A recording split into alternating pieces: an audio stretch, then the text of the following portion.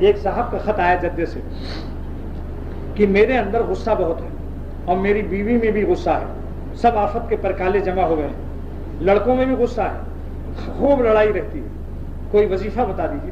بڑے معزز آدمی ہیں وہ، ایئر لائن میں بڑا مدد کرتے ہیں، ہم لوگوں کو سیٹ ویٹ بک کرا دیتے ہیں، ان کے احسانات بھی تھے۔ میں نے لکھا کہ 7 مرتبہ جب دسترخوان بچھے تو سب بیوی بچوں کو جمع کر لو اور 7 مرتبہ بسم اللہ الرحمن الرحیم پڑھ کر کھانے پر دم کر لو اور پانی پر بھی، اور ایسا دم کرو کہ ذرا تھوک کا ذرہ بھی گر جائے اس پر، مگر 1 تولہ نہیں، ذرات کہہ رہا ہوں، ذرا الفاظ غور سے سنو۔ کوئی بیوقوف سمجھے کہ زیادہ تھوک رہے گا تو فائدہ زیادہ ہوگا، آخر کر کے 1 تولہ ڈال دے اس میں تو کوئی پی سکتا ہے، کھا سکتا ہے اس کو، اس لیے ذرا مجھے وضاحت کرنی پڑتی ہے۔ اس کے بعد انہوں نے خط لکھا 1 مہینے کے بعد کہ اللہ تعالیٰ جزائے خیر دے آپ کو، سارے گھر میں چین و سکون کی بنسی بج رہی ہے آرام سے، اور بنسی بجنے کا نہیں سمجھ لو کہ بنسی بجاؤ کل بانسری بھی خرید لو، بھائی خدا کے لیے ذرا اردو کے جملے سمجھو، محاورات کو، ہے بات کیا نہیں؟ ورنہ کہیں صاحب تقریر میں بنسی کا لفظ آیا تھا، چلو بنس روڈ پر بنسی خرید لیں۔ اس کا مطلب کیا؟ سکون کی زندگی ہو گئی، ہمارے مزاجوں میں شان رحمت غالب ہو گئی، اور ہمارے غصے ختم ہو گئے۔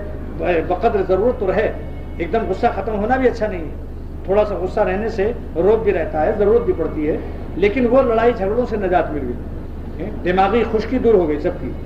تو یہ ان باتوں کو جو میں نے عرض کیا ہے، اگر آپ نے اس کو نوٹ نہ کیا، اس کان سے سنا اس کان سے نکل جائے، جلدی سے کاغذ قلم پنسل لے کر آیا کیجیے، یہاں ہمیشہ پنسل کاغذ لے کر آیا کیجیے، کوئی بات خاص ملے اس کو نوٹ کر لو، آپ کو ضرورت نہ ہو، آپ ٹھنڈے دل کے ہیں تو آپ کے خاندان میں تو کوئی مریض ہوگا، نسخہ تو نوٹ کر لو، شاید کسی محلے میں کسی کے کام آ جاؤ، اس نیت سے نوٹ کر لو کہ ہم کسی کو بتا دیں گے، اس کا بھلا ہوگا، اس کی دعا ملے گی، تو چند چیزیں یاد رہیں گی آپ لوگوں کو۔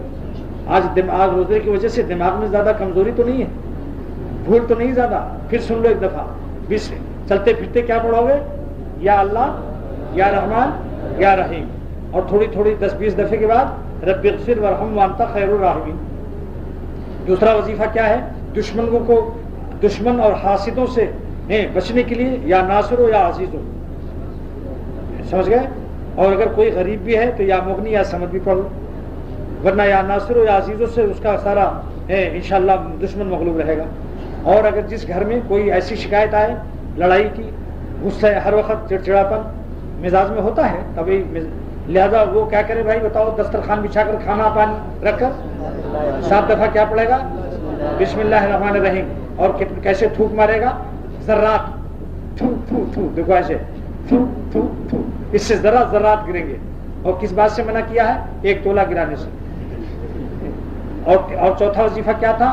یا سبوح، یا قدوس، یا غفور، یا ودود، اس کو پڑھ کر دعا کرے کہ اللہ فلاں دشمن فلاں شخص کو مجھ پر مہربان کر دیجیے، تو جس سے اذیت پہنچ رہی ہوگی اس کا دل اللہ نرم کر دے گا۔